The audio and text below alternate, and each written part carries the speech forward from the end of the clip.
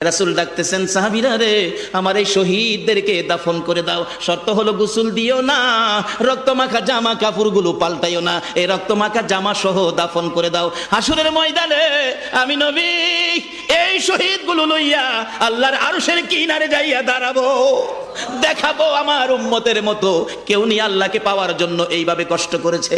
এবার দাফনের কাজ শুরু হলে কিতাব লেখে 69 জনের দাফন শেষ। 70-এর মাথায় আসওয়াদ দূরে পড়ে আছে। আমার নবী 2 কদম সামনে গিয়ে দেখে আসওয়াদ নতুন তরবারি হাতে চিত হয়ে পড়ে আছে, শহীদ হয়ে গেছে। আমার নবী ডাকে, রে আসওয়াদ, মদিনার হুর বিয়ে করতে পাঠাইছিলাম, মদিনার হুর বিয়ে করলি না, যুদ্ধের ময়দানে জীবন দিয়ে বিদায় হলে।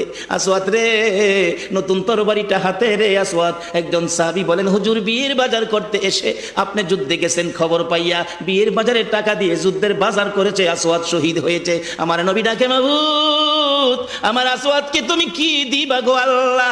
মদিনার হুর নিল না, রাসূলের পক্ষ নিয়ে জীবন দিয়ে দুনিয়ার থেকে বিদায় হলো, আমার আসওয়াদকে তুমি কি দিবা গো আল্লাহ? আসওয়াদের লাশটা ধরে ধরে কবরের দিকে নিয়ে আসতেছে। গোসল লাগবে না, কাফন লাগবে না, শুধু দাফন করে দিবে। আমার নবী আসওয়াদের কবরের পাশে দাঁড়াইয়া মুস্কি মুস্কি হাসতেছেন। সাহাবীরা আরজ করেন, ইয়া রাসূলুল্লাহ, এই কবরের পাশে হাসতেছেন কেন, ব্যাপার কি? আমার নবী বলেন, সাহাবীরা রে, আমি যা দেখি তোমরা তা দেখো না রে। সাহাবীরা, হুজুর কি দেখে হাসছেন জানতে চাই।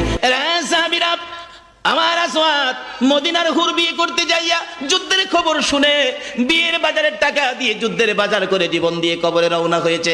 আমি নবী আসওয়াদের কবরের পাশে দাঁড়াইয়া দেখি রে, আমার আসওয়াদের কবরে মদিনার হুরের পরিবর্তে আমার আল্লাহ জান্নাতের হুর